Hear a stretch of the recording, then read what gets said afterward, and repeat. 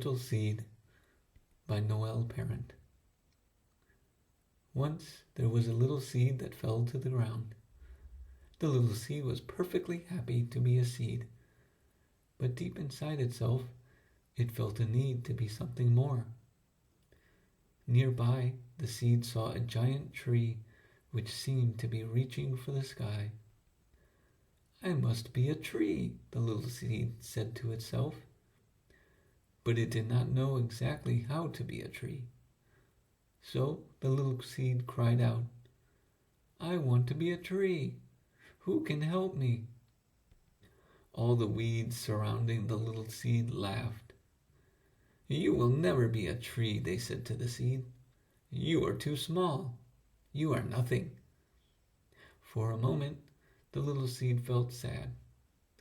But then it felt a surge of strength grow from deep within itself. "I will be a tree," the seed cried back to the nasty weeds, "and you can't stop me." And in that very moment, the little seed burst open, and a little shoot grew from inside. It had become a little seedling, with two little leaves sprouting from itself. "You see, I will be a tree," the new little seedling said to the weeds, and the grumpy weeds withered away. Over time, the little seedling continued to grow and grow, little by little. But still it wondered, when will I really be a tree? At that moment, a big storm came, and strong winds began to blow the little seedling back and forth. The little seedling became frightened. "What if the winds uproot me out of the ground? Then I will never be a tree." So the little seedling held on tightly to the ground with all the strength of its roots. And as the winds blew the seedling back and forth, the little seedling grew and grew, and kept growing with each powerful gust of wind, until finally the wind stopped and the storm ended. The seedling suddenly realized how much it had grown during the storm. "Now I'm a tree," the little tree said to itself, and the tree was quite happy. But still, the tree felt something was missing. Then one day the little tree noticed a caterpillar crawling on one of its limbs. "I'm a tree," the little tree said proudly. "That's nice," replied the caterpillar. "What kind of tree are you?" The little tree became unhappy. "I don't know what kind of tree I am," the little tree replied sadly. "Well, I'm going to be a butterfly," said the caterpillar, who is now hanging upside down and beginning to make a cocoon around itself. "But how do you know what kind of butterfly you will be?" asked the little tree. The caterpillar laughed.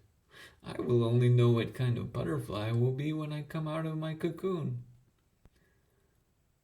The little tree was worried. "How do I find out what kind of tree I am?" it asked. "Perhaps you should ask the other trees," replied the caterpillar. So the little tree looked up at all the bigger trees surrounding it. There seemed to be so many different kinds. Finally, the little tree looked up at one big old tree nearby and asked, "Do you know what kind of tree I am?" The old tree replied, "Why, my little friend, some trees know what kind of tree they are from the very beginning, while others know only much later when they are very big. But you, little tree, I think you will only know what kind of tree you are when your flowers awaken." "But when will that be?" asked the little tree. "Only at the right time for you, when you are ready," replied the old tree. "You must be patient and wait." So the little tree waited and waited, and kept growing and growing, until one day the little tree noticed something moving on one of its limbs. It was the caterpillar coming out of its cocoon, only now it was no longer a caterpillar. It was a beautiful golden, pink, and white butterfly. "You did it!" cried the little tree. "You're a new butterfly." The little tree felt a big smile grow inside itself, and at that very moment, bright orange flowers began to blossom all over the little tree. And it finally knew exactly what kind of tree it was. Its name was Realization, or the flamboyant flame tree of India. As the new tree felt the joy of realizing its own true nature, it felt an aspiration to share this joy. As its bright orange flowers fell to the ground, many long brown pods emerged on the tree's limbs. These special pods were full of many new seeds that would one day fall to the ground and begin their own journey to becoming a realization tree too. The end.